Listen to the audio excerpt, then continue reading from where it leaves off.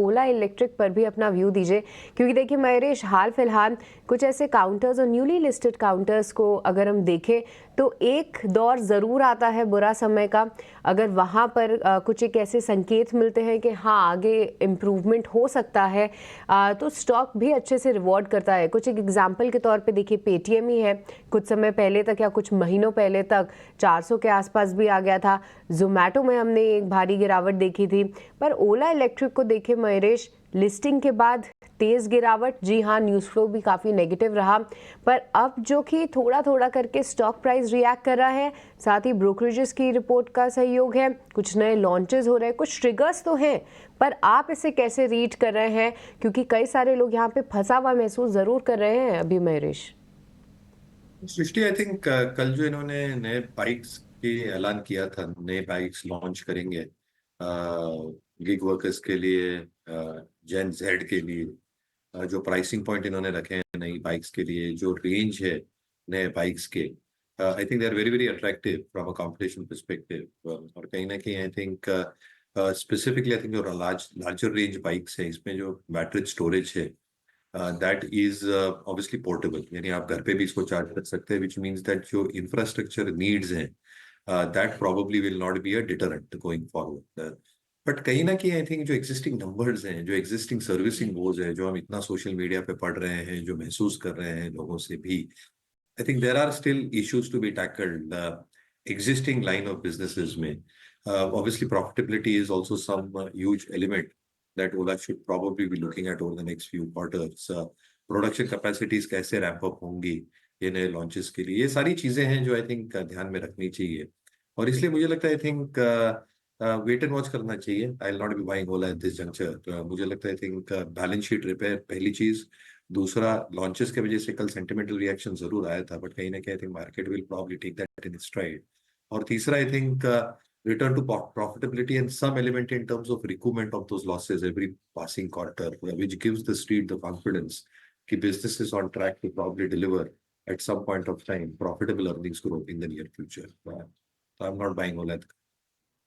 अच्छा, okay, not buying Ola electric Mahesh, पर सब ठीक है, क्योंकि आप जब हमारे साथ जुड़ते तो एक स्माइल के साथ जुड़ते हैं, आज थोड़े से डल लग रहे हैं। आई होप तबीयत ठीक है। नहीं, थोड़ा गला और ये दुख रहा है.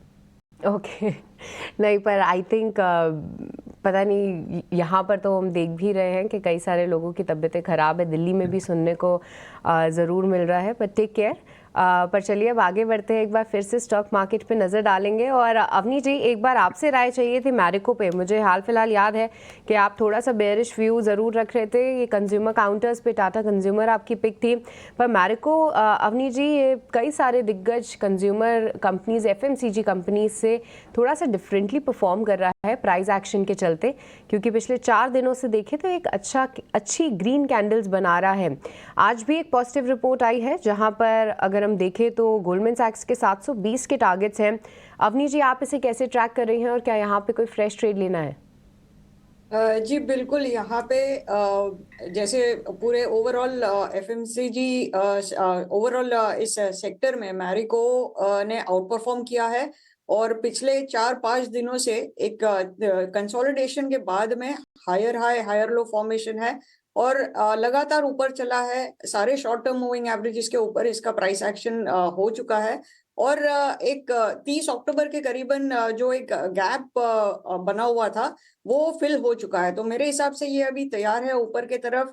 यहाँ पे इमीडिएट टारगेट बनता है करीबन 687 का, और वो अगर क्रॉस कर पाता है तो फिर ऊपर 715 720 तक का लेवल हमें दिखाई पड़ सकता है. तो यहाँ पे जिनके पास है उन्हें मेंटेन करनी चाहिए पॉजिटिव पोजीशन, और जिनको फ्रेश खरीदारी करनी है तो एक छोटा सा रिट्रेसमेंट अराउंड 640 के करीबन आए तो वहां पे आप खरीदारी कर सकते हैं.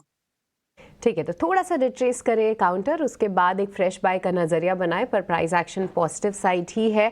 पर डिम्पी, आप रोज़ मुझे कटघरे में खड़ा कर देते हैं बोल के कि सृष्टि गवाह है, तो गवाह मैं इस बात की भी हूँ कि कल आप मैरिको ट्रैक कर रहे थे और देखिए इंट्राडे ही लगभग 3.5% का मूव देखने को मिला.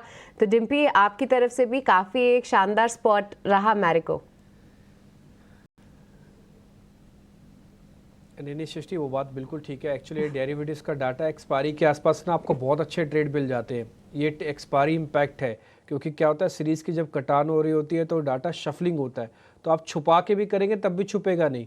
सौदा तो टर्मिनल पे पंच करेंगे ना, भले ही कंबल ओढ़ के क्यों ना सौदा करें, तो टर्मिनल से दिख जाता है कि हाँ कौन सी पोजीशंस कहाँ पे मूव हो रही है। तो बस वही है, थोड़ा ट्रैक हो जाता है तो उसका फ़ायदा मिल जाता है।